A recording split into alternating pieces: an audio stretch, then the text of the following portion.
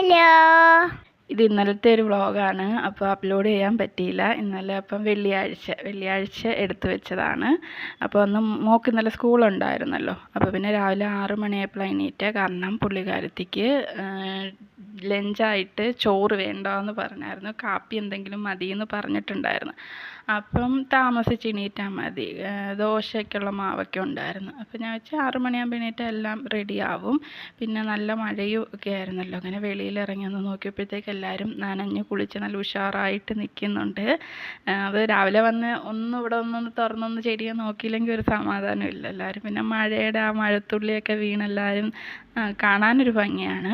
പിന്നെ ഇവരൊക്കെ വാടി തുടങ്ങിയിട്ടുണ്ട്. ഇനി ഇതെല്ലാം വിട്ട് കൊടുക്കണം, അല്ലേ നമ്മൾ പൊഴിയട്ടെന്നും പറഞ്ഞ് നോക്കി നിന്നാൽ ചെടി നശിച്ചു പോകും. കുറച്ച് ദിവസം കഴിയുമ്പോൾ നമ്മൾ ഈ പൂവൊക്കെ വെട്ടിക്കളയുന്നതാണ് നല്ലത്. ചെടിയുടെ ആരോഗ്യത്തിന് അതാണ് നല്ലത്. പിന്നെ ആ കുഞ്ഞു ചെടി നിറയെ ഉറുമ്പാണ് എപ്പോൾ വന്നാലും. അതിങ്ങനെ കൊല കുത്തി പൂക്കുന്നത് കൊണ്ടായിരിക്കും. പിന്നെ കടിക്കുന്ന ഉറുമ്പൊന്നുമല്ല. അപ്പോൾ നമ്മൾ പിടിക്കുമ്പോൾ ഇങ്ങനെ ഓടി വന്ന് കയറും, പിന്നെയും പൂവിൽ തന്നെ അത് വന്നിരിക്കും. പിന്നെ ദാണ്ട് അടുത്ത മഴക്കോള് വരുന്നുണ്ട്. അപ്പോഴത്തേക്ക് പിന്നെ ഞാൻ അടുക്കളയിൽ പോയി വെള്ളം ചൂടാക്കി. മോൾക്ക് ഉച്ചക്കത്തെ ലഞ്ചിനൊക്കെ ദോശയായിരുന്നു, പിന്നെ സാമ്പാർ. ഇത് തട്ടിക്കൂട്ട് സാമ്പാർ. ഇപ്പോൾ അവൾക്ക് ഇങ്ങനത്തുള്ള സാമ്പാറാണ് ഇഷ്ടം. അപ്പം ഞാൻ അങ്ങനെ കിഴങ്ങും സവാളയൊക്കെ ഇട്ടിട്ടുള്ള, അല്ലാതെ വേറെ മലക്കറി ഒന്നും ഇല്ല അതിനകത്ത്. അങ്ങനെ അതാക്കിയിട്ട് പിന്നെ ചായക്കുള്ള വെച്ച്. പിന്നെ ഞങ്ങൾക്കുള്ള ദോശ ഞാൻ അപ്പോഴങ്ങ് ചുട്ട് വെച്ച്.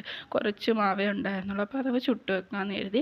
അല്ലെങ്കിൽ ചൂടോടെ നമ്മൾ എപ്പോഴാണ് കഴിക്കുന്നത് വെച്ചാൽ അപ്പോഴും ചുടത്തേയുള്ളൂ. ഇത് കുറച്ച് മാവുണ്ടായതുകൊണ്ട് ഞാനങ്ങ് ചുട്ട് വെച്ച്. അപ്പോൾ മോൾക്ക് ലഞ്ചിനായിട്ട് ദോശയും ഒരു മുട്ടയും ഞാൻ വറുത്ത് വെച്ചു. പിന്നെ സാമ്പാർ, പിന്നെ സ്നാക്സിനായിട്ട് ചക്കവറ്റൽ. ഇത്രയായിരുന്നു. പിന്നെ അവർക്ക് കളേഴ്സ് ഡേ നടക്കും. അപ്പം വെള്ളിയാഴ്ച അവർക്ക് ഗ്രീനായിരുന്നു. അപ്പം അതിനുള്ള ഡ്രസ്സൊക്കെ എടുത്ത് വെച്ചു.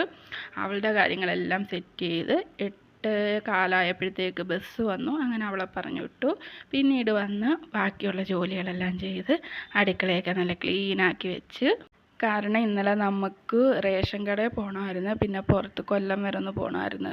നമുക്ക് തുണി മെറ്റീരിയൽ എടുക്കണമായിരുന്നു. അപ്പോൾ അതിന് വേണ്ടി പോകാനായിട്ടൊക്കെ ഉണ്ടായിട്ട് വീട് ജോലിയെല്ലാം ഒതുക്കി വെച്ചിട്ടാണ് പോയി. അപ്പോൾ നമ്മൾ ലേറ്റായിട്ട് വന്നാലും വീട് കിടക്കുന്ന കാണുമ്പോൾ ഒരു വിഷമം വരത്തില്ല. അതുകൊണ്ട് എല്ലാം വൃത്തിയാക്കിയിട്ടിട്ടാണ് പോകുന്നത്. അങ്ങനെ പിന്നെ ഞങ്ങൾ റേഷൻ കടയിലൊക്കെ പോയിട്ട് പിന്നെ വീട്ടിൽ വന്ന് സാധനങ്ങളൊക്കെ വെച്ചിട്ട് പിന്നെ ഞങ്ങൾ തുണി എടുക്കാനായിട്ട് കൊല്ലം ആശുപത്രി മുക്കിൽ പോയി. ആദ്യം MKയിലാണ് കയറിയത്. പക്ഷെ നമുക്ക് വേണ്ടുന്ന സാധനങ്ങളൊന്നും അവിടുന്ന് കിട്ടിയില്ല. പിന്നെ അവിടുന്ന് ആശുപത്രി മുക്കിൽ നിന്ന് നടന്ന് ചിന്നക്കടയിൽ വന്ന് അവിടെ കല്യാണി കയറാമെന്ന് കരുതിയിട്ട് നടന്ന് അപ്പോൾ എടുത്തതായതൊക്കെ. നല്ല വെയിലും ഉണ്ടായിരുന്നു. മഴ ചാറുന്നുണ്ടെങ്കിലും വെയിലും നല്ല രീതിയിലുണ്ടായിരുന്നു. വെയിലും മഴയും കൂടി ഒരുമിച്ച്.